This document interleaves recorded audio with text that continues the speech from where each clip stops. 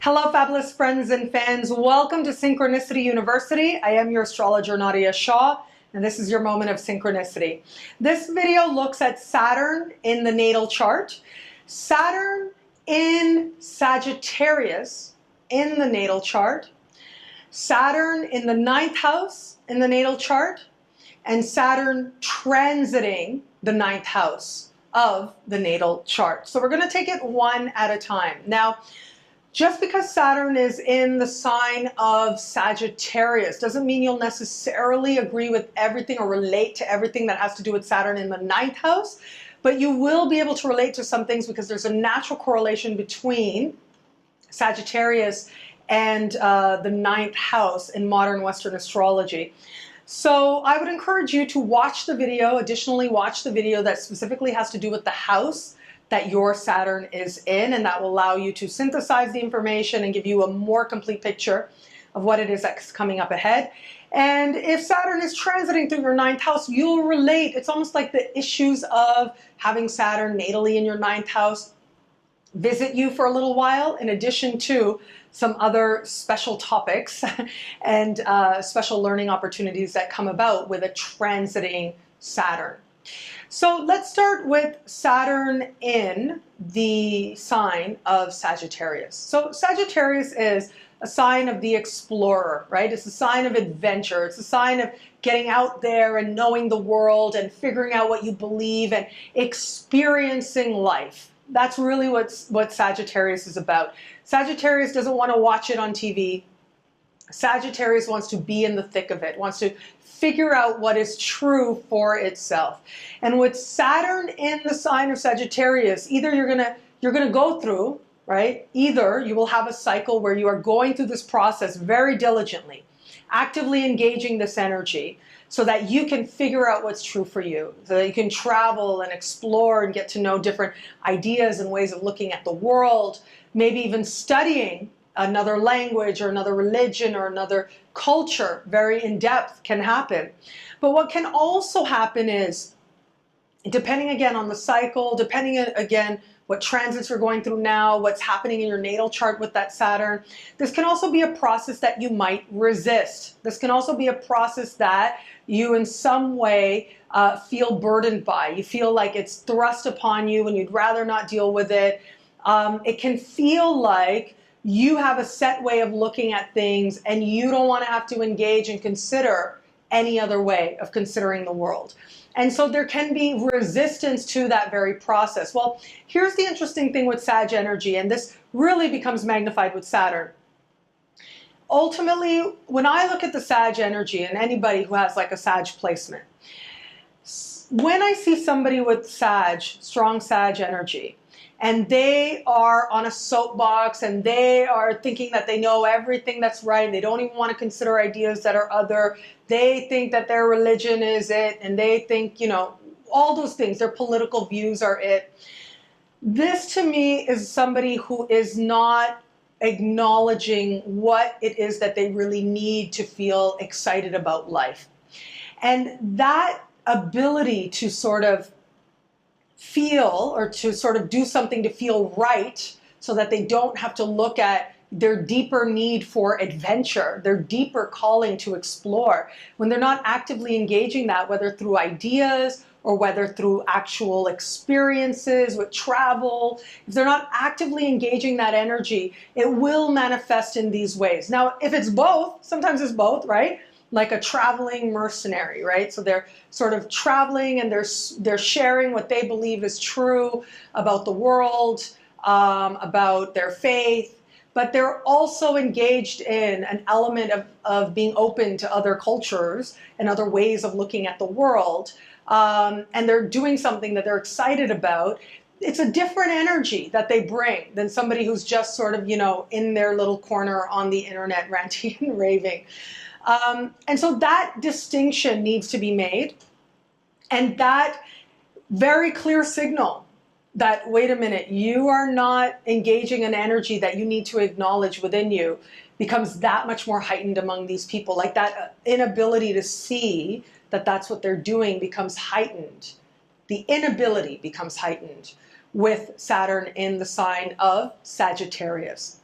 The other thing with Saturn and Sagittarius now, I keep saying in these videos about with the university, all else being equal, okay? Because I acknowledge that what we're ultimately doing here is what astrologers call cookbook astrology. And what that means is, see, I'm giving you a description, Saturn in the sign of Sagittarius. But that Saturn making its aspects, right? All the aspects it could be making in your chart speak volumes of how you're going to experience that Saturn. Yes, there are some basic ways you're going to experience Saturn in the sign of Sagittarius, but how you manifest that energy, how you feel about that energy, a lot can be said for the aspects your natal Saturn is making. So if you have a Saturn that is harmoniously aspected across your chart, okay, a Saturn in Sagittarius, then this is likely to be somebody who, and especially if you've got some positive aspects with Jupiter, other, like air sign, lots of strong air sign energy speaking with this Saturn. This says to me that this is somebody who cares about being educated, who cares about being knowledgeable, who wants to know more, who has a thirst for knowledge and finds a way to quench that thirst that feels harmonious and feels satisfying as well. So this is going to be somebody who's more likely to be that happy, traveling preacher. They're likely to be that person who, yes, they can meet people exactly where they are and speak to them about what they think is true, and yet also do it from an open and humble heart. So somebody who has a Saturn in Sag, but that's speaking in really hard aspects across the chart, that's going to also tell me something too about how able they are to access that energy, engage with that energy. How much do they feel like that part of them, that they're able to quench that part of them? And so what I mean by that is this can be, I'm just going to put it out there, but because Saturn is associated with education, higher education, when I see a Saturn in Sag, with these tough aspects happening, this is somebody who recognizes that they need to go to school, that they have a genuine desire to learn, but they may experience some roadblocks in that process. And so they're going to have to express that determination to the universe. They're going to have to find a way to stay with it. Sometimes that is external, because Saturn also can be sort of this, the externalized psychological father, right? Psychological meaning internal, but what I mean is like there's this archetype of the dad, who sort of knows and is punishing and is sometimes punishing, sometimes fair, and who's sort of judging, if you will, the judger. And that's what Saturn can be in the chart. And so if you've got Saturn in Sag and it's making all these hard aspects, there might be a part of you that's always judging yourself and thinking you don't know enough, you need to learn more, you need to show something about your ability to understand, whether it's philosophical. You need to be able to express what is true for you more, right? So you need to prove how good you are in terms of your religion or whatever the case may be. Like there's a real feeling that is something that you've got to work on, that is something that you've got to do. So these are some ways that Sagittarian Saturn can manifest. But ultimately, wherever Saturn is because we know our healing is there. These are people who ultimately do end up having to, like for better or worse, sometimes life is just going to put you in those situations. But you got to learn to get along with people who think really differently than yourself.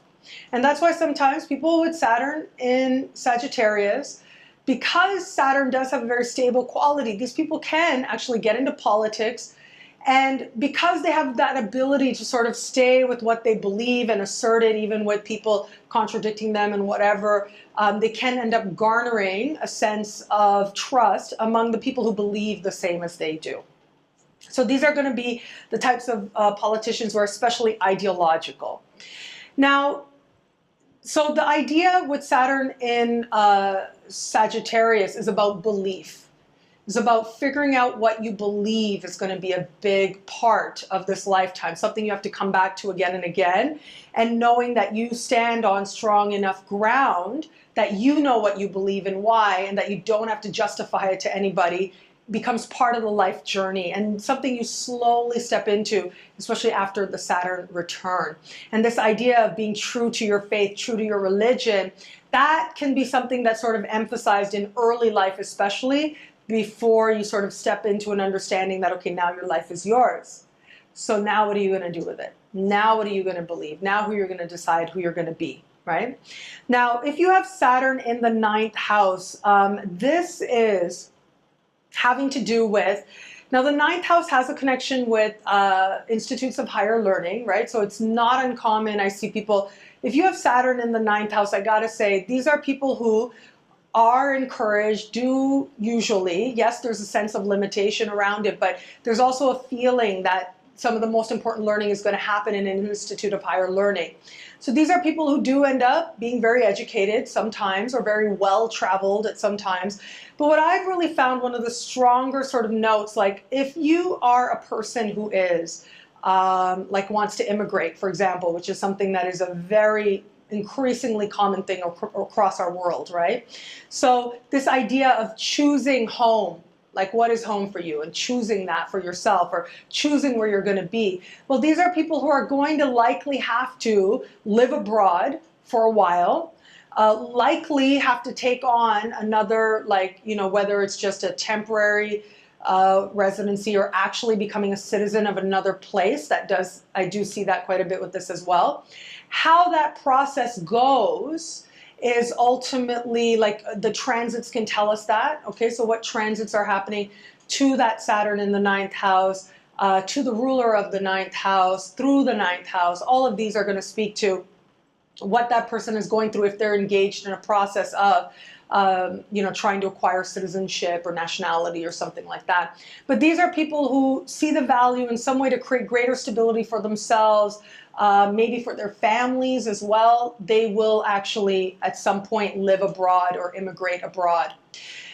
However, the thing is that with Saturn, you know, wherever Saturn is, it's not always meant to feel completely right. And so it may take some time to really feel like that's where you're supposed to be. And I would want to see some other things in the chart as well. Like, these are people, yes, they may have to live in a country for a while that they're not so crazy about, but they understand the value of it. They see the point of it. Like, maybe they got into a really amazing school and they're like, okay, I gotta go, I gotta be educated. They don't like living there, they don't like the culture, but they see the value in sticking through the program.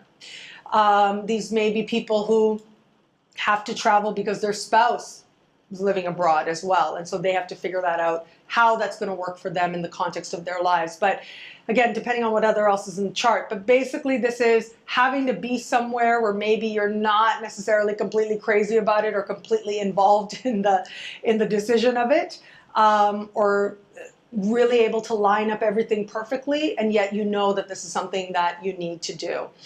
Ultimately, people with Saturn in the 9th house, this whole idea of choosing your worldview becomes really emphasized. And so when I see somebody with Saturn natally in the 9th house, and they're going to have a major transit coming up, maybe with Uranus and Jupiter involved, to me this, you know, can indicate a real questioning of what you believe. Because the 9th house is about the beliefs that guide your life. What beliefs guide your life, and are they beliefs that serve you or not? There's going to be a real resistance to break from tradition, and yet life will at certain key points ask you to do just that. Ask you to look at what it is actually, what's the actual substance of what it is you're saying matters most in the world, and why. And so at the very least, you can be honest with yourself about what it is you believe and why. I remember one of my former professors, Patrick Curry, he said, believe whatever you want, just make sure that you can justify it. Just make sure you can explain it in a way that's intelligent. So that was his sort of perspective on, considering he's an academic with astrology and you know, bringing in a whole religious studies perspective as well. So he was used to having all these conversations with people who were bringing sort of matters ultimately that were theosophical into the academy. And, you know, he would say that. He would say, believe whatever you want, but just make sure that you can explain it. Make sure that you can justify it. Now, that's not necessarily important to somebody who has Jupiter in the 9th house. But if you've got Saturn in the 9th house, you'll probably go through at least one period of life where you do have to figure out a way to explain it, if only for yourself. If Saturn is transiting through the 9th house, so this is going to be a time when you got to travel. Like really, it's one of the most immediate ways. When I see Saturn coming up to the 9th house, life is going to say you got to travel. So you may relocate. Even if it's just temporary, you may end up having to relocate. You may end up having to travel more than usual, going back to school, pursuing higher education. All of these become very strong prospects under Saturn moving through the 9th house. But also, I think about the 9th house having to do with the things you put into place so that you can manifest big things once Saturn moves into the 10th. So this becomes about earning the credential, you know, doing what you need, having the vision, starting to put those things in place, knowing that this ultimately is going to allow you to manifest even bigger things. So in some ways, it's kind of like the 4th house, where the 4th house, as I spoke about in the video of Saturn through the 4th house, where the 4th house, Saturn moving to the 4th house says, make sure the ground you stand on is strong. 14 years later, when Saturn crosses the midheaven, you'll manifest big things based on what you put in the ground and what's solid for you when Saturn moves to the 4th. Well, I think sort of the final part of that very important process happens with Saturn moving through the 9th, where it's like, okay, yes, you've done all the work one step at a time, right? In the 4th house, you made sure your ground was strong. In the 5th house, you made sure your heart was open. You were aligned with something that mattered to you. In the 6th house, you did the work, you got good. In the 7th house, you got people on your side. In the 8th house, again, you got real with yourself, you got honest, you figured out the power, you figured out what needed to change. In the 9th house now, it's like the final cherry on top whipped cream things, like the credential, like figuring out what it is ultimately, why this is meaningful, why this matters. It has to do with connecting to a sense of purpose and meaning in a more evolved sense, not necessarily in a sense of like meaningfulness like Pisces energy, but meaningfulness still in a Jupiterian sense that has to do with being more, transcending limits, feeling like this should happen, this is going to allow me to have more hope in my life, to have more opportunity, to fulfill more of my potential. So it's about actually doing those things so that you are positioning yourself well to manifest.